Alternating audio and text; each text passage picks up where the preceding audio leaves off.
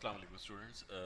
Today's topic is common injuries of the hip, and the objectives of today's lecture will be the students of semester third DPD program will be able to discuss the common injuries of the hip. And first of all, we will talk about hip fractures. On the image, right side in at the right side of the screen, you can easily see there is a discontinuation of the bone at the femoral angle, and there is a fracture. So, although pelvis and the femur are the large and strong bones, and the hip is subjected to high and it can bear the repetitive load from ranging from 4 to 7 times of the body weight during the locomotion.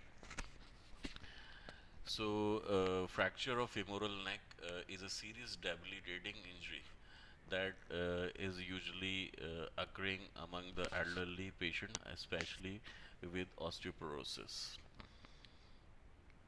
So, the femoral neck fractures often result in a loss of balance and a fall.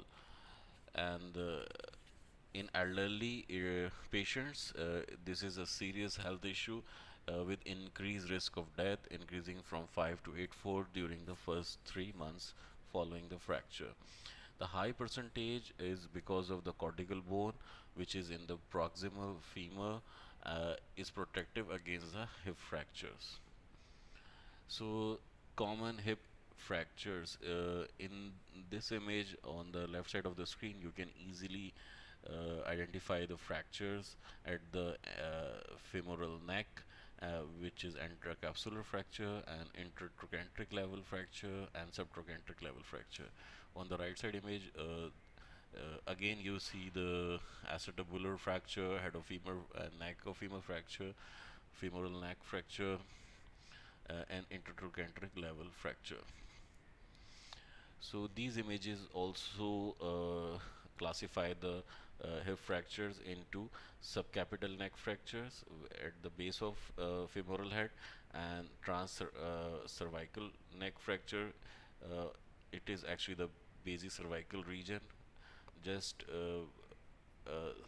starting of the neck, femoral neck. There is a fracture line, and in trochanteric fractures, you can easily see the line at the trochanteric level, and at subtrochanteric fracture, you can see the line below the trochanteric level. So these X-ray images shows the intertrochanteric fracture on the left side of the image, where you can easily identify the discontinuation in the bone at the trochanteric level, and on the right side image you can see the discontinuation of the bone at the femoral neck. So here are the images. These are the images of post-surgery images, where you can see the fixations has been done by the surgeons to fix the fractures or to replace the femoral head and neck, which we usually called total hip replacement surgeries. So in the upper left side of the screen, you can see both images with the total hip replacement surgeries. One is without, uh, fixation on the left, and there is a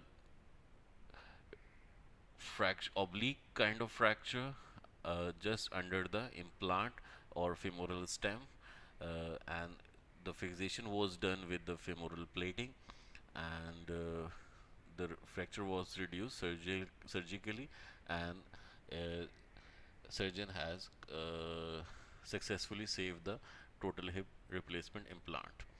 And in the middle image, you can see the total hip replacement implant at the hip, and on the right upper images you can see the trochanteric level fracture was fixed by the dynamic hip screws, and these these are the surgical options for hip fractures.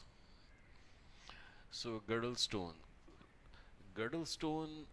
is a procedure in which femoral neck, uh, after fracture or any kind of infection, uh, can be removed from the body, and it can leave as a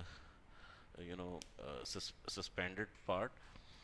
The procedure is referred to as a salvage procedure, in which surgeons usually remove the femoral neck and head of femur, and it leaves like this after any kind of femoral neck injury.